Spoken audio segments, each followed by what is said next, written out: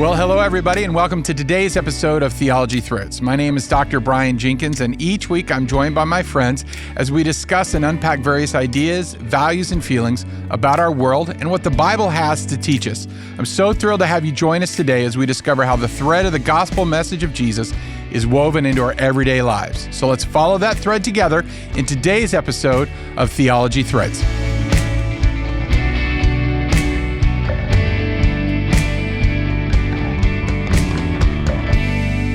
All right, well, hello, everybody. Thanks for being with us. We have an awesome episode of Theology Threads for you today because we have our lead contributor and best friend of the podcast. Best friend. Dr. Troy Jones is at the table with us today. Obviously, Miles Langrock is our awesome lead host, but from time to time, there may be somebody sitting in the other chair from time to time, and we're excited to have Dr. Troy Jones with us. Dr. Jones, greet the Theology Threads family, our little knitting circle here. The family is here. The family is here. The I love it. All out there in TV land. Yeah, so. Thank you for allowing me to be on it. Yeah. You'll notice at the end of this episode, it'll say executive producer, Dr. Troy Jones. So, but no, we appreciate you allowing us to have a podcast so that I can allow you to be here. There it is.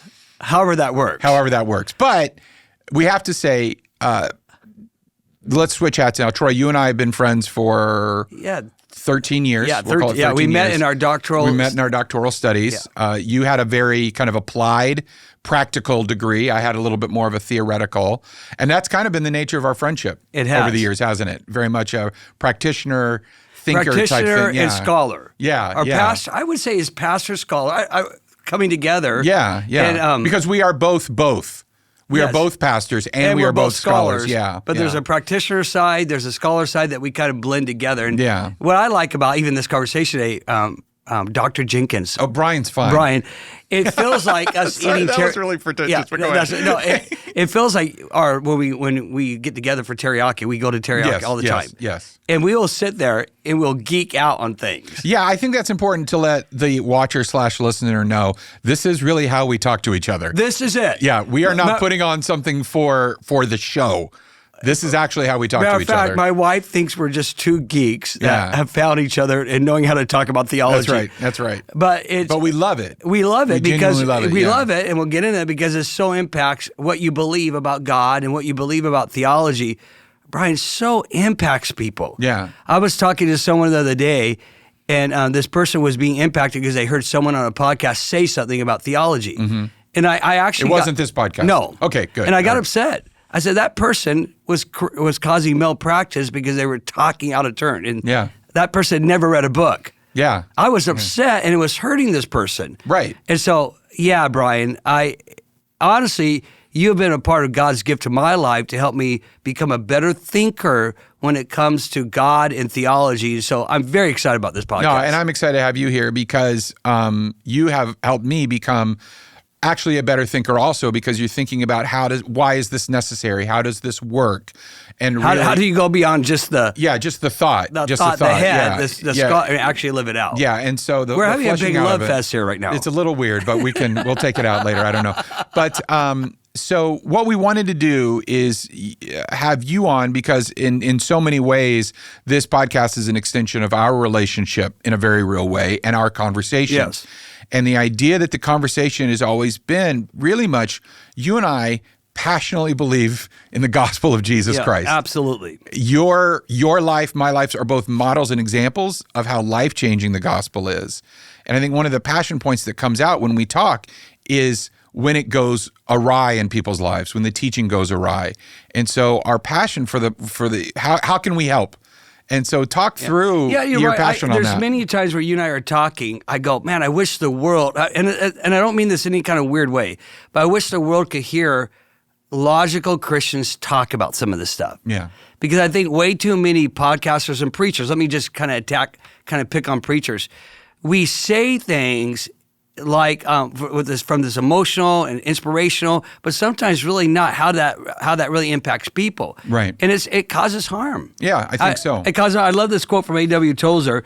It says, whatever comes to your heart and mind when you think about God is the most important thing about you. Yeah. So whatever comes to your heart and mind when you think about God is the most important thing to you. So people are listening right now, perhaps they're working out in the gym or they're driving the car.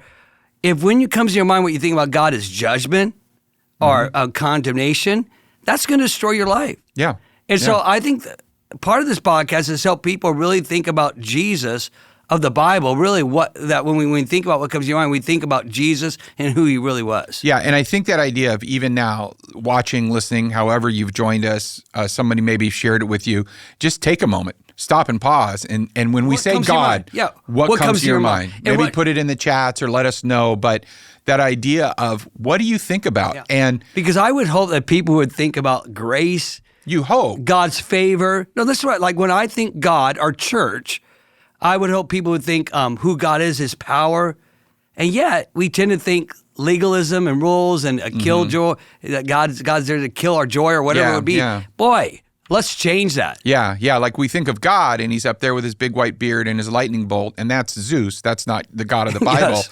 And we blur those up. So Brian, what I want to ask you though, this podcast, give me in just a few thoughts why we're doing this. I mean, I know we're talking about our story, and we want people to literally think about God and think about who he really is. Right. But from your perspective, why are we doing this? I think if I had to put in a statement, I sketched this out, it would be to provide intentional, in other words, a systematic approach to what it is that Christians, and again, we're going to say this a lot in this episode today, what Christians really believe. That's huge. What Christians really believe, not what you think Christians believe. Right. What you think Christians believe or what you think it is that Christians believe. Because we hear a lot, don't Christians believe this?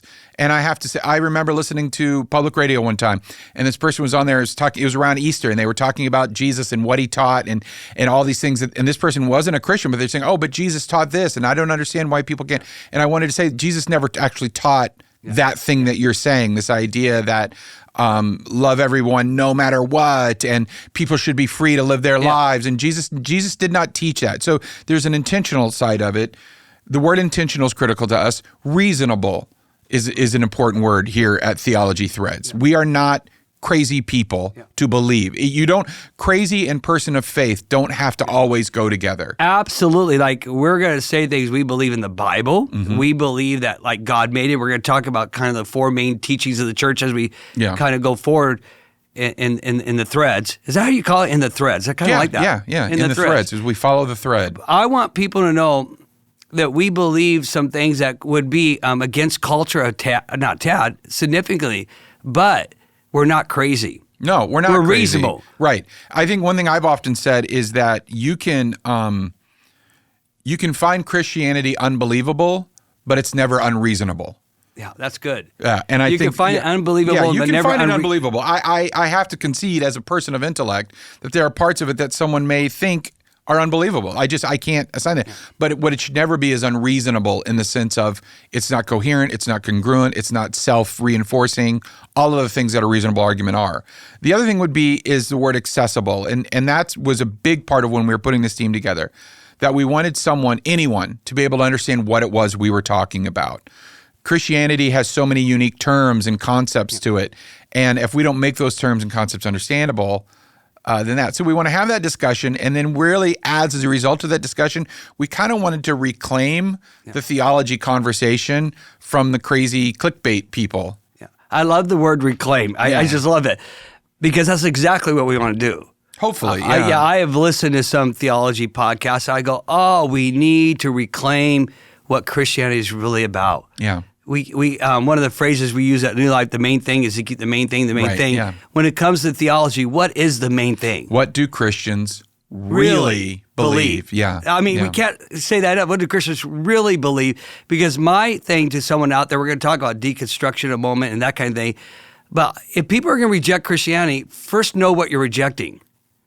I think people reject forms of Christianity, but not truly what Christianity is. Yeah. So part of this, I would hope that someone would see, if you're going to reject Christianity, at least know what you're rejecting. Right. And don't reject the Christians' versions of Christianity, but truly what Christianity is all about. I think so. We talk about that idea, and as we process, there are so many people now, there's sort of these big categories in religious studies, things like people going deconstruction, what we call the nuns, which are not nuns like Mother Teresa nuns, but religious affiliation. They check the box. They don't have any. None. Right. Yeah. Or the big one now that's sort of coming out in this field is spiritual but not religious. Spiritual but not religious. So there's this connotation that religion, in terms of a systematic, organized institution, that's bad, but being spiritual is okay.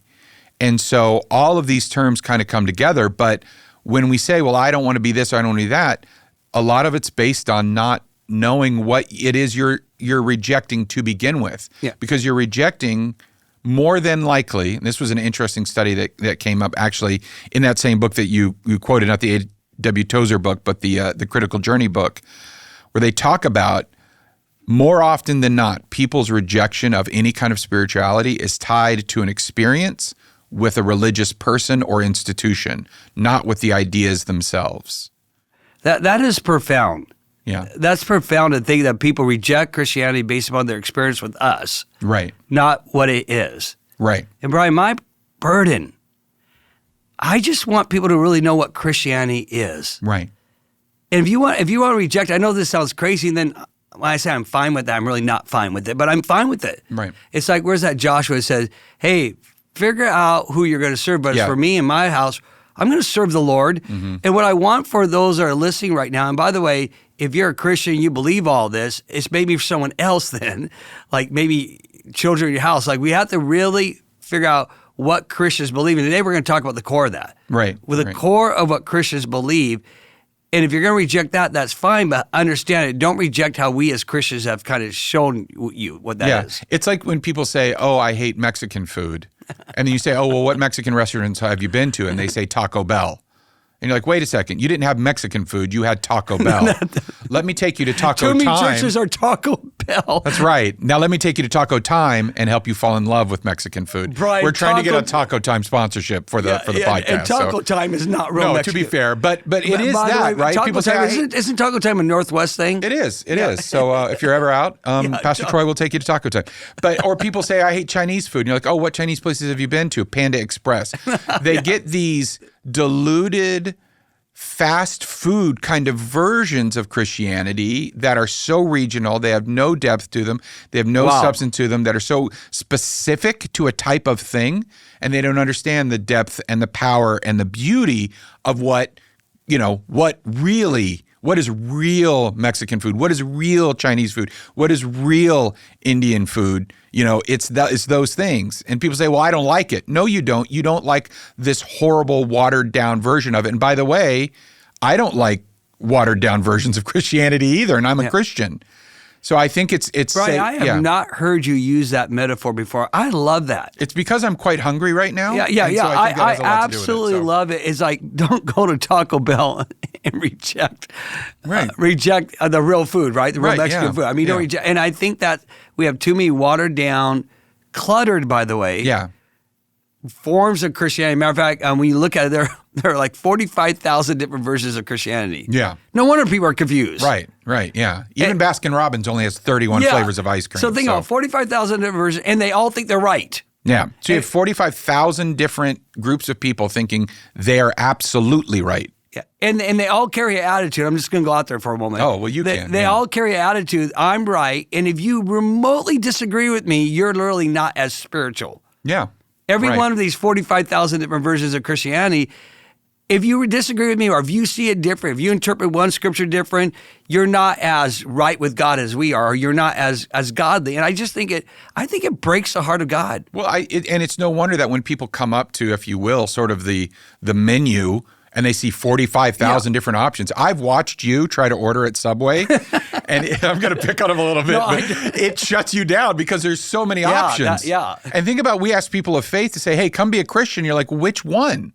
Which one of these 45,000 different forms of Christianity would you like me to choose from? Yeah. And we say ours, and they say why, and then we get lost. We totally, it falls apart after there. So Brian, I want to talk today about the core belief. Let's say the core, the root of Christianity. Yeah. Because really, this is it. What we're going to talk about in just a few moments. You have to. This is what Christians really believe. Right. I want to talk about that. But so we talk about deconstruction a little bit. I often recommend to people, instead of, if you're out there and you're in the process of deconstructing or not sure where you're at, I think everyone, this is for all of us, should not deconstruct, but I like the word declutter. Yeah, and along these lines, if you were to go back and listen to episode 2, the episode on doubt. Yeah, absolutely. So what we're about to say, sort of take that episode on doubt, the idea of being in the middle of these two banks, and doubt is the stream in between them, and then start to kind of go down this decluttering and evaluative process of faith. Yeah, because your doubt, here's what I hope, because a phenomenal episode, by the way, on doubt. Because I think, we talked about it in the doubt one, but people in the Bible doubt it all the time. Mm-hmm. And God can handle your doubts. He really can. So phenomenal. I was just like, I listened to it, Brian, I'm going, wow, I want to jump on. What I want you to do with your doubt out there is, I think we need to declutter Christianity so you can really dissect what to doubt, what not to doubt. Right. And because it's like I love organizing things. So even my garage, if you walk to my garage, it's pretty organized. How about your garage? I'm sorry? Your garage. This is a podcast. I don't think that's really, we don't need to get into that. I bet it's all cluttered. No, it's not cluttered. Yeah. It makes sense to me. Yeah, but we have to declutter Christianity. If you really, I think it'll help your doubt. It'll help you instead of deconstructing it. And so if you know somebody out there, they're deconstructing, I would encourage them to jump into this podcast, right? Especially these next 4 or 5, as we kind of lay the foundation for the remaining, for where we're going. Mm-hmm. I think it's critical. You have to declutter instead of deconstruct. And I declutter all the time, even my faith. What really matters? Yeah, and I would almost say this: if someone has shared these with you, and you are personally going through a process of what is now called deconstruction, I'm actually going to say this. I'm going to say, please don't make a decision about Jesus until you've listened to these next 5 to 6 episodes of Theology Threads. After that, then evaluate. But if we can, just for a moment, ask you to press pause on your process, give us a chance to really help anyone who is a part of of whether watching or listening, understand the heart, the root, and the core and the real beauty of Christianity, which we'll sort of break out over the next several episodes. Then I like you said, I don't know what else I could do at that point. Brian, I got shivers when you said that. Oh, okay. No, I did. I mean, I don't know. I just really feel like that is for somebody. Instead of really take some time and think about what Christians really believe. Right. Take the next 5 or 6 episodes before you make a decision. And even from there, you may have to obviously ask more questions, but I think it's critical. Yeah. So I want to talk about the root of Christianity, which, by the way, this is your doctoral work. This is what the audience needs to know. You have spent your life. I would say this is your life's work, what Christians really believe and how that impacts our worldview. There's a little tool I learned at one time, that when you think about all the beliefs out there and all the 45,000 different versions of belief, I think we have to put them all in 3 categories. One is what I call dogma, and that is dogma, what you really have to believe. Yeah. Dogma, doctrine, and that's what particular churches believe. Right. And then opinions. Right. And I think those 3 categories are important, because what we're concerned about here on Theology Thread is the dogma, what you have to believe to be a Christian, what you really have to believe. Yeah. The doctrine is what we all tend to fight about. And you really, honestly, Brian, we don't fight about doctrine as much. What we fight about is all of our opinions. Right, the opinion. So if dogma is the core, kind of the core tenets, the creed, the fundamental teachings of Christianity, doctrines would be things that are biblically valid. They're biblically reinforced, but there is allowance for a difference of opinion. You could read the Bible in a valid way, and I could read the same passage, and maybe we would see it differently, but it doesn't affect our Christian. And then opinions just, well, I think, right there, Brian. This is what I think is the Antichrist. What you said about doctrine is so important. Like, it's okay to disagree on it. It absolutely is. It's okay to have doubt about it. Yeah. It's okay. I want, if it's doctrine, we have to be okay with that. We have to be okay with having different views. You and I would have different views on doctrine. But when it comes to dogma, like, this is what you have to believe in order to be a Christian. Yeah. You talk about the Christian worldview is superior. This is what it is. This is what Christian is all about. So throughout the entirety, I think I'm always asking, when I come across Christians in 45,000 different versions, what's dogma? What is what's doctrine? And enjoy it, study it. Paul says, be careful with your doctrine. And then all the other stuff, like, what's opinion? Yeah. which is where we fight. So let's get into it. What is the root of Christianity? Yeah. So the way that I like to talk about Christianity or the gospel truth is that it's like a seed. And a seed is something that's planted within a soil. So if you want to push this metaphor out, the soil would be everything about your life, your age, your gender, your economic status, where you came from, all of your life experiences. That's kind of the soil of your life. That's what your soil is made up of. Where you were raised, where you were raised, parents, right. Yeah.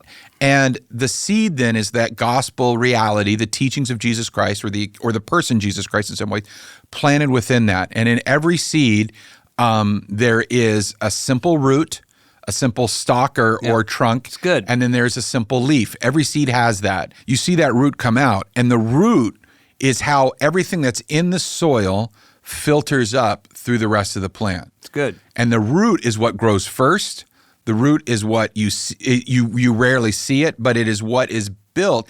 Everything else in that plant is built out of that root.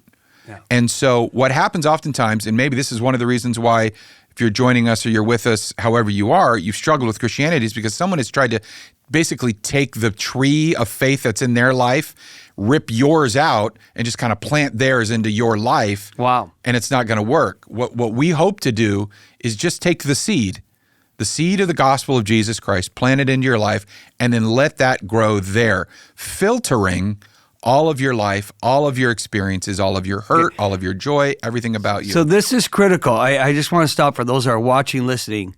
What is the root of Christianity? What do Christians really believe? You have to answer that. Right. Before you answer everything else. Right. Before you have another question. We all get lost on question. Did God really do this? And is that literally 7 days? I mean, we get lost.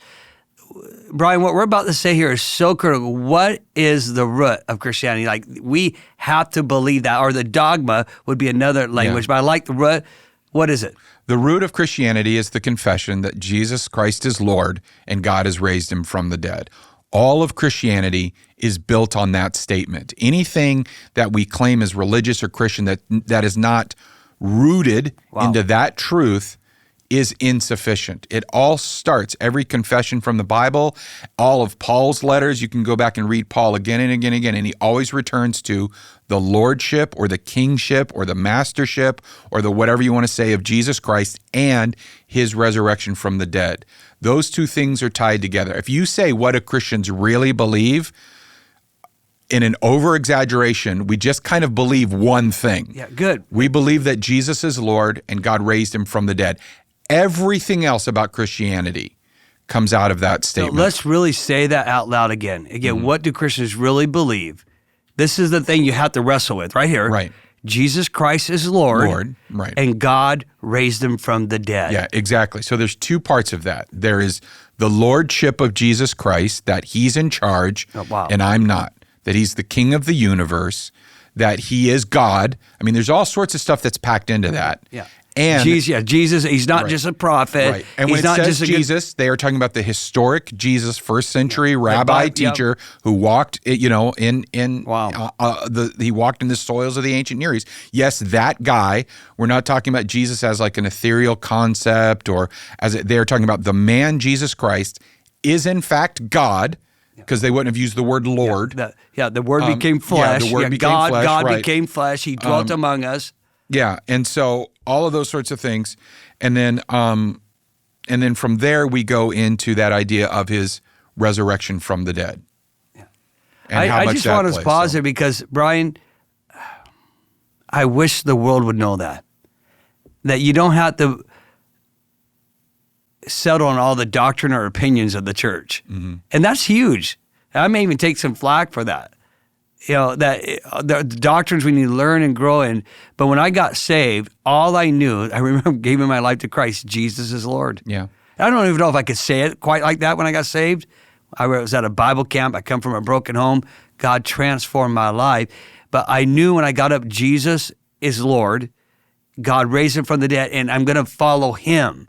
I'm not, Jesus, you notice in John 1, he says, follow me. He didn't say follow my positions, but follow a person. Yeah, and I think that's where things come into play. So as we talk about on Theology Threads, if we follow that thread and the idea of these confessional statements, the biggest one is from Deuteronomy chapter 6, verse 4, where God is speaking to the Israelites, and he gives them their own confession. Hear, O Israel, Yeah. the Lord, Yahweh, your God, is one.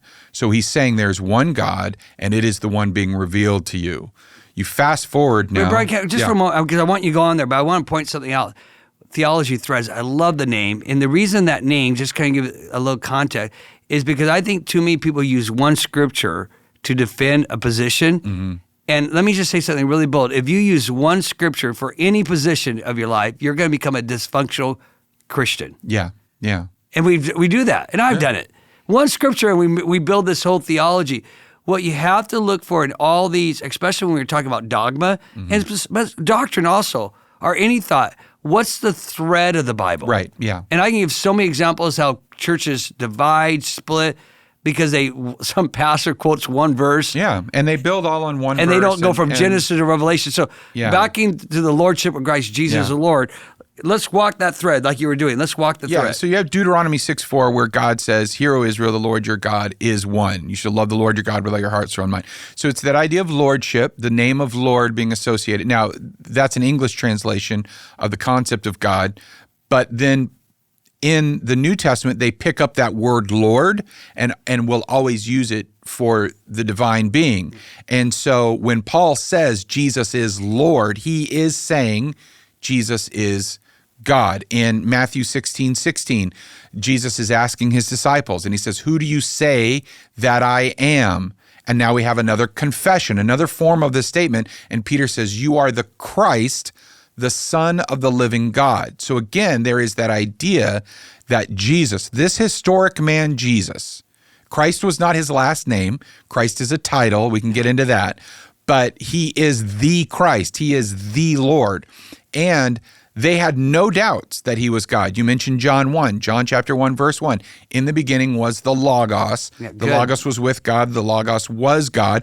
The Logos was the supreme driving reason behind the universe. And John says that Logos that you talk about, the driving reason of the universe, came to the world in the man, Jesus Christ. So there is no form of Christianity, okay, let me say this. There's no form of Christianity where the divine nature of who Jesus is separated from his historic being of his flesh and, his flesh and blood guy that walked the earth, that was born to Mary and Joseph, and that lived this life in the opening centuries of AD and all that type of stuff. He was a real guy.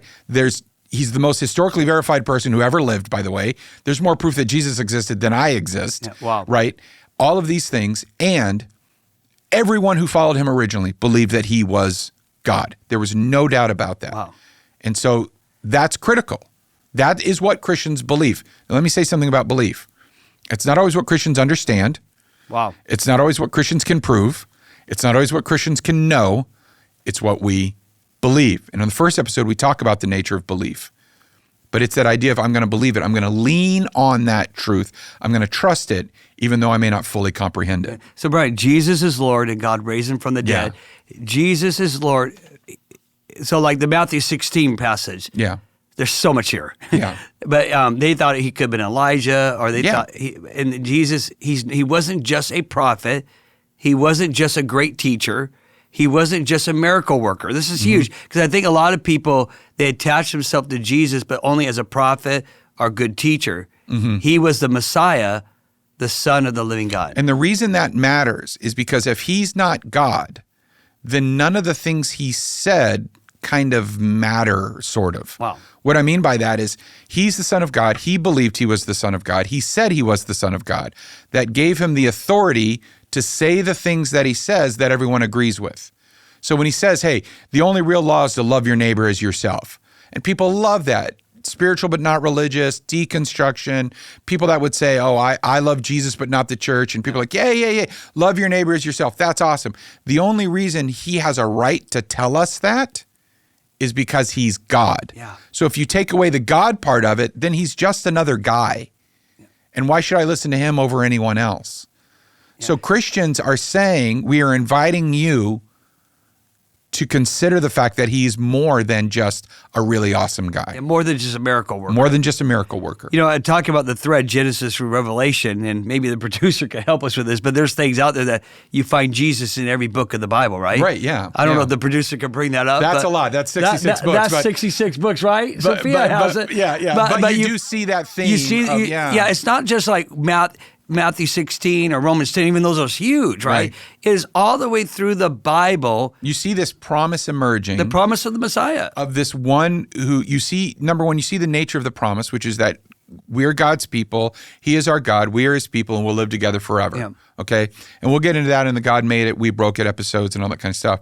But once that promise gets disrupted, the allowance to restore that promise is embedded in literally in every single book of the Bible. There's an image of the one who will restore it, and that threads out. You follow the thread all the way up to the historic Jesus Christ. The Isaiah passage, the Christmas passage, he shall be called Wonderful. Yeah. Counselor, Mighty God, Mighty Prince God. of Peace. Yeah, the Everlasting Father, and that his name will be called.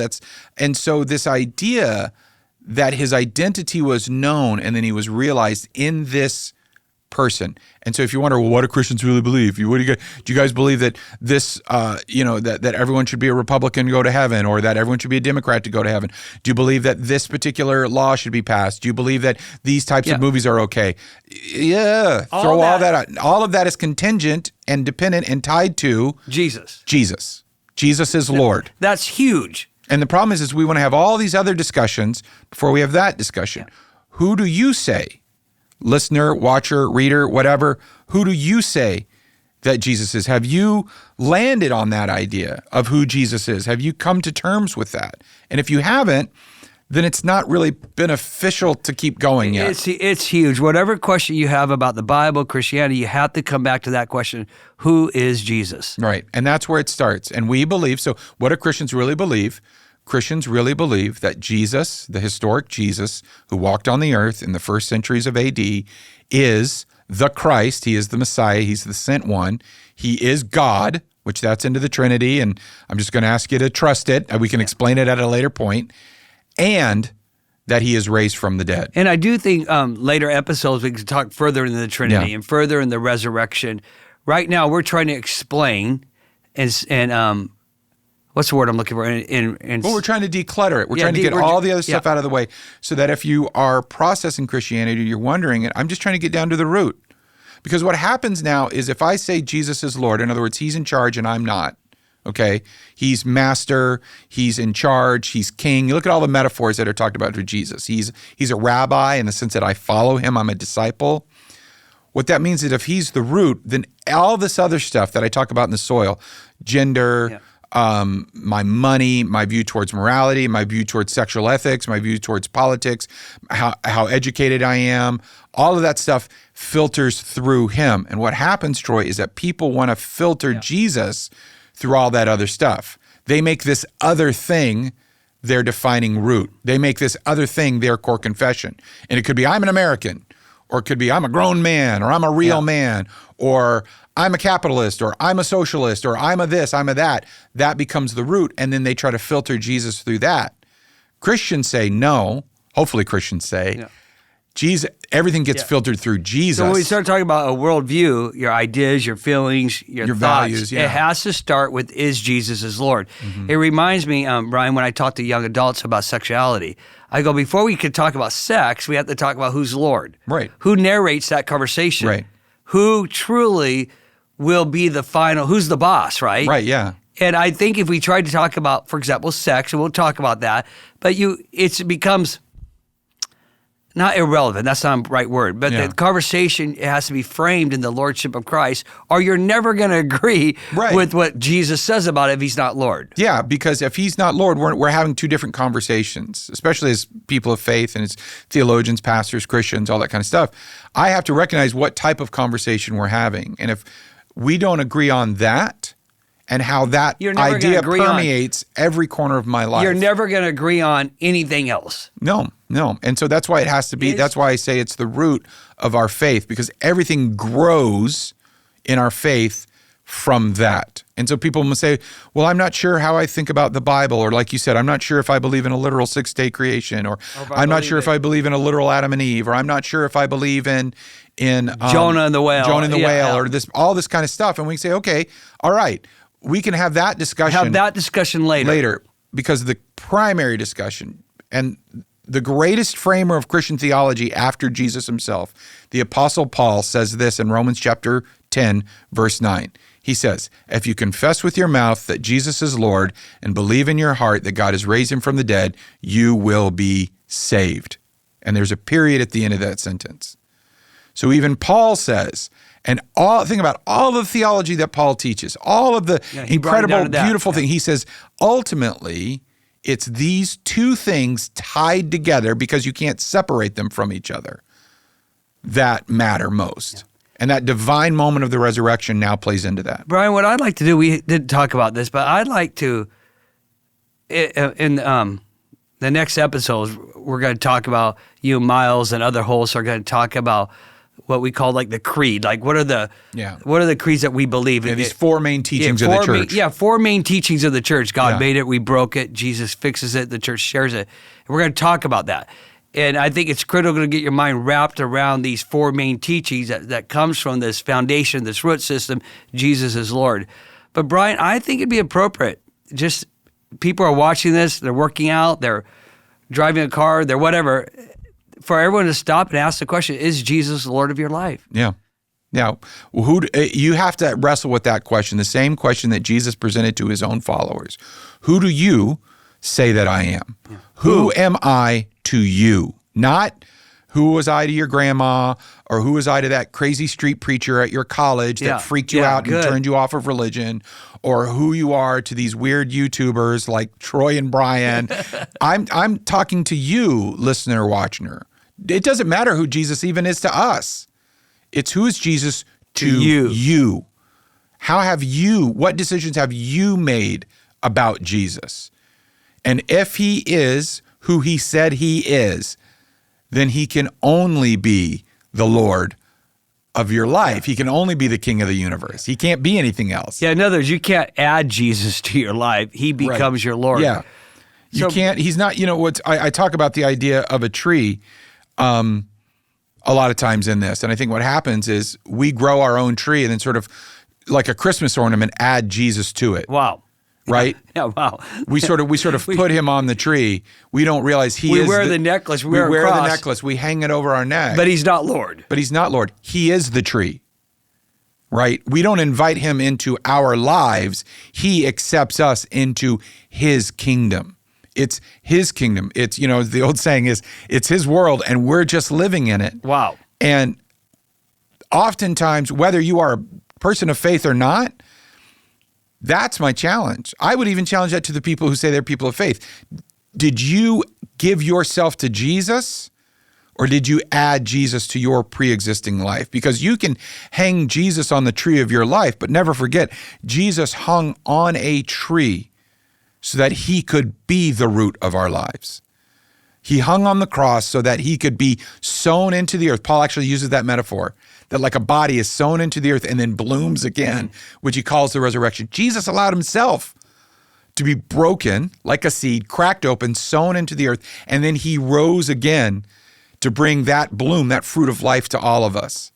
So if you're a person of faith, let that resonate. If you're not a person of faith, if you're a skeptic or a doubter like we talked about in the last episode, if you say, well, I would need proof, the only proof you're ever going to get, you've all gotten. You're not going to get any more unless Jesus personally speaks to you. But just go, read the Bible. Yeah. And rather than saying this probably isn't true, as you read it, say, what if it's true? Brian, you mentioned people of faith. I want to just pause there for a moment. You can be a church person and never truly have made Jesus the Lord of your life. I think so. Yeah. It's scary. Like you could be a real good, I was going to say be a real good Christian, but therefore you're not a Christian. Yeah. But you got it down, and you maybe even think you've got saved, but you've never said yes and confess. Yeah. I like the word confession. We're going to talk about like confession, creed, and commitment as we go. But you've never confessed Jesus is Lord. Well, we have a saying. I mean, you have a saying. We say it at our church, New Life Church, and we say it in our religion to say something out loud. Just say it out loud. Yeah. Have you ever said it out loud to him? Yeah, good. Because again, you're not accepting a truth. You're accepting a person. This isn't about like, oh, I follow the teachings of, it's not like Buddhism where I follow the teachings of Buddha. You're following him. You're following him. And you're not accepting you do accept his teachings, but only because you accept him. So if someone converts to Buddhism, they don't accept Buddha, they follow the teachings of Buddha. Wow. If someone converts to Islam, they don't follow, they don't accept Muhammad, they follow the teachings of the Prophet Muhammad, right? Jesus is the one who steps up and says, my teachings are a result not of whether they're right or wrong or what I believe. My teachings extend from who I am. I am the way, he says in John. I am the truth, not I teach it or speak it. And so it's not whether or not you believe in Jesus. It's not whether or not you agree with Christianity. Is this divine person who God raised from the dead, trusting in that resurrection also, and I think we're probably going to run out of time on that, but that idea of the compelling nature of the resurrection itself is, have I given my life to him? And it's kind of yes or no. Yeah. As much as that kind of, I don't, my very diplomatic Miles and I, our other host Miles and I were talking about it earlier today.